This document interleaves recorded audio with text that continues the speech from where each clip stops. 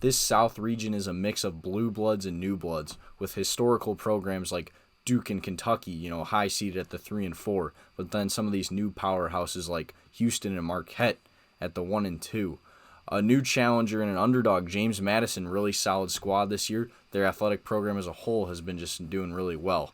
And then also a historical team, NC State. They've won a national title. They're an 11 seed after a big run in the ACC tournament. Could they go on a run here in the NCAA tournament?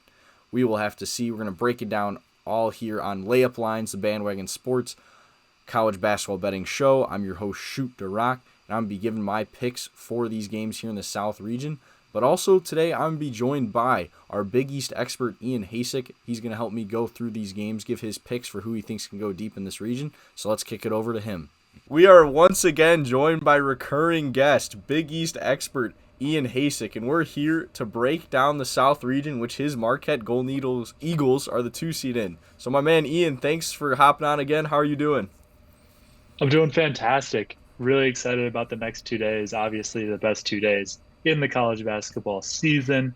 Wall-to-wall basketball bets. Not much work getting done, but really excited about seeing what unfolds because this is going to be a crazy tournament. Yes, sir. It's going to be a good one. Maybe one of the most unpredictable ones here in years. So in this South region here, we'll be going through here our game to watch, our upset, and then just some other, locks, picks we like. So, Ian, why don't you start us off? What is your game to watch? Yeah, so this South region has a lot to offer. We've got the 8-9 game, very intriguing, Nebraska and Texas A&M. And then you have Duke and Vermont, two teams that have dominated their conferences, have been in a lot of tournaments, obviously at different levels of college basketball, but an intriguing game nonetheless. You have the NC State Wolfpack, the Cinderella from last week, winning 5 games in 5 days in the ACC tournament to make the big dance. But when I look at this, I'm really excited about the Wisconsin James Madison matchup. I know it's a 5 versus 12, feels a lot closer than that. Wisconsin's had their ups and downs this year, but finished pretty strong in the Big Ten. James Madison stayed up all year, 31 wins over Power 5 opponents, sweeping their conference. Really exciting guard play, a lot of talent on that side of the ball. I think that this game was going to be the best game for the South region. Gotcha. Who do you like taking it? Well, if we're going straight to upsets, I like James Madison. Give me them. Give me the Dukes over Wisconsin, and then to match up against Duke. So an interesting game there, but that'll be my 12 beating of 5 for this year for sure. There you go. Yeah, I like that. I'm agreeing with you. James Madison, like you said, been dominant all year. Wisconsin was really backing it themselves, kind of into the tournament here. Just absolutely horrible, February and then beginning of March for the Big Ten tournament this past week. Did kind of flip it around, but I'm like you. I'm going with you. I'm agreeing with you. I'm going with the Dukes. What other games do you have your eye on in this region? So already called out like some of the games that we know will be dog fights. That 8-9 game, and then but if I look a little bit further down the bracket, I think Kentucky handles Oakland, but really interesting game. Seeing how Florida does against a team that comes in pretty hot already, coming with a win in Dayton, whether it's Boise State or Colorado, and Florida, a team that really had to scrape and claw and play well in the back half of the SEC schedule, but looking really impressive in doing so. How's that game going to go? Because a lot of Florida, or a lot of people have Florida going far as like kind of their dark horse. But really, I could see Colorado or Boise State coming in hot off of a win in Dayton, and then taking one from the Gators there this weekend. Gotcha. Yeah, I would have to agree with you on that. I really like, it seems like every year a team that plays in the first 4 gets a win. I'm not so sure it's going to be Colorado State. I'd probably lean, especially if it is Colorado, to have them be the ones to knock off the Gators. And then the winner of that would play your Marquette Golden Eagles if Marquette is able to hold serve and take care of the 15 seed Western Kentucky. Who would you like in that one between Marquette and a potential, Colorado? Yeah, so Shaka Smart did confirm earlier this week that Tyler Kolek is a go. for this weekend. They match up against Western Kentucky, a good team this year. Took care of their conference. I noticed that Vegas actually has this as the closest 5 or 15 versus a two.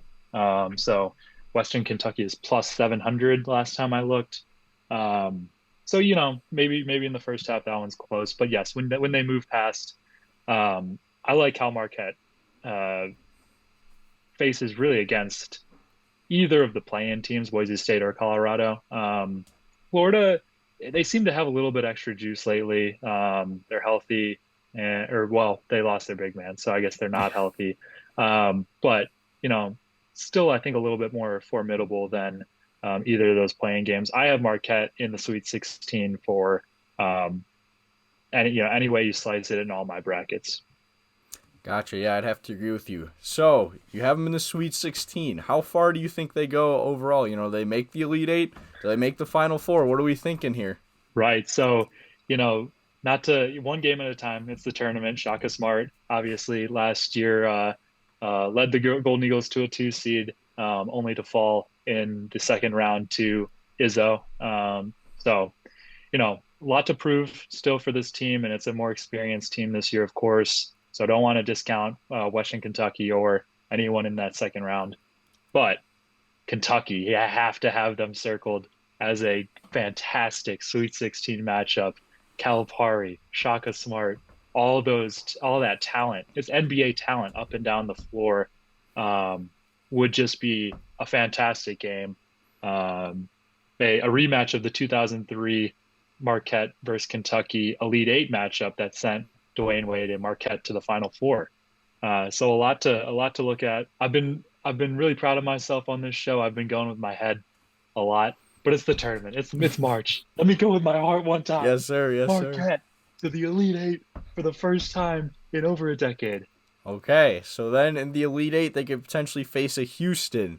They could face a Duke, maybe James Madison, like you picked in the upset. Who would you like them to face in the Elite Eight, and who would you take in that matchup? So initially, I'm thinking Houston. Duke has a chance, but they have a tough road. I think but between the first weekend and then getting past Houston, they have a tough road. So let me just project Houston to make it there to the Elite Eight, and they match up pretty well with Marquette. So I'm gonna say the buck stops there for the Golden Eagles. Congrats on a great season. Houston Cougars go to the Final Four. Gotcha. Any other final thoughts here? Any picks you like for this first round, or future predictions for this South region? Yeah, I think we touched on it all. I think A&M is going to if we want to play the coin flip game, I think A&M has a better chance of beating Nebraska. But I know Vegas likes Nebraska. So if you want to put a little bit of money down on A&M, you'll get a decent return. Go Buzz Williams. Yes, sir. I would agree with you on that. Again, I guess great minds think alike. We're thinking pretty similarly here in this region. Well, Ian, thank you for hopping on once again. If Marquette can get to that Sweet 16 against Kentucky or whoever it may be, I think we'll have to have you back on. Like I said, reoccurring guest. You've been on every week. The people are loving it. Let's keep it going. Hey, if that happens, I'll do the face paint. I'll really play with my heart. So there we go. Go Golden Eagles. Can't wait. Enjoy your week of basketball. You earned it. Gotcha. There we go. Well, thank you so much. Thanks again to Ian for hopping on and joining me. Hopefully his Marquette Golden Eagles can go deep in the tournament here like he's picking. But let's just touch on two other games here that Ian did not pick, as well as then the odds to win the South here. So the first one, we didn't really touch on Duke and Vermont. Duke's a 12.5-point favorite with an over-under of 137.5.